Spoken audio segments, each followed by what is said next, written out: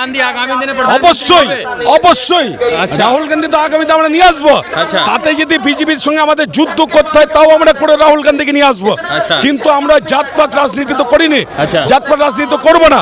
আর যে তৃণমূল সেই বিজেপি, সেই তৃণমূলই জাতপাত রাজনীতি করে আগে বিজেপি।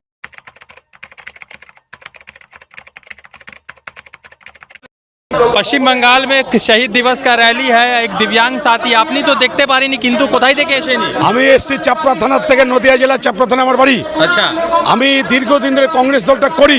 আচ্ছা, মোটামুটি আমার 18 বছর বয়স। এখন আমার মোটামুটি আপনার 50 পার হয়েছে।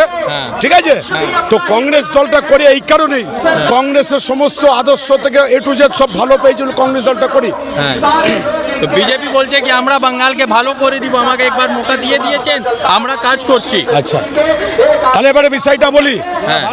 বিজেপিকে আমরা মুখা দেইনি, বিজেপি তো চুরি করেছেন। আচ্ছা, আর সেই চুরিটা শিখেছেন মাননীয় মমতা ব্যানার্জি মুখ্যমন্ত্রী। আচ্ছা, তারই তো ভাই ছিলেন। আচ্ছা, সেই শুভেন্দ্র সরকার মমতা ব্যানার্জির একনিষ্ঠ ভাই ছিলেন। আচ্ছা, যখন 2018 সালে পঞ্চায়েত নির্বাচন করেছিলেন, এই শুভেন্দ্র তখন মমতার পাশে থেকে বলেছিলেন যে বিরোধী সৈন্য যদি পঞ্চায়েত করতে পারেন 5 কোটি টাকা দেবো।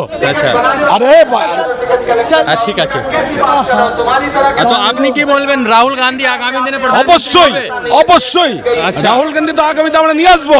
তাতে যদি বিজেপির সঙ্গে আমাদের যুদ্ধ করতে হয় তাও আমরা করে রাহুল গান্ধীকে নিয়ে আসবো। কিন্তু আমরা জাতপাত রাজনীতি তো করিনি, জাতপাত রাজনীতি তো করবো না। আর যে তৃণমূল সেই বিজেপি, সেই তৃণমূলই জাতপাত রাজনীতি করে আগে বিজেপিকে তৈরি করেছেন। তার দায়ী মাননীয় মুখ্যমন্ত্রী মমতা ব্যানার্জি। ঠিক আছে, আমরা 2009 জোট করেছিলাম, জোট করার পরে সেই কংগ্রেসকে তিলে তিলে শেষ করেছে এই মমতা ব্যানার্জি। যখন আমরা জোট হয়ে গেল, আচ্ছা, মোদি বাবু আপনাকে ভালো লাগেনি? না, ভালো লাগেনি।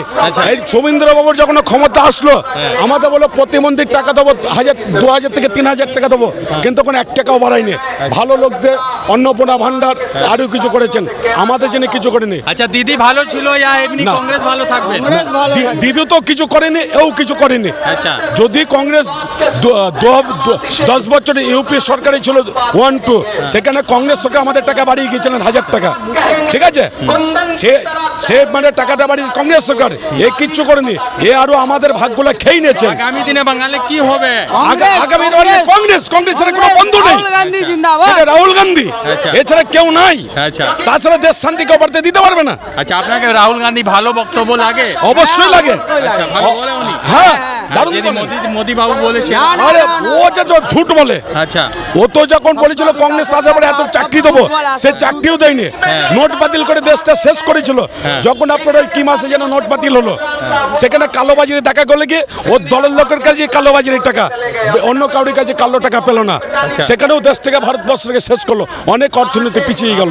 টাকা পয়সা দিয়েছি, আপনি নিজের খরচা থেকে? আমি নিজের খরচাতে এসেছি।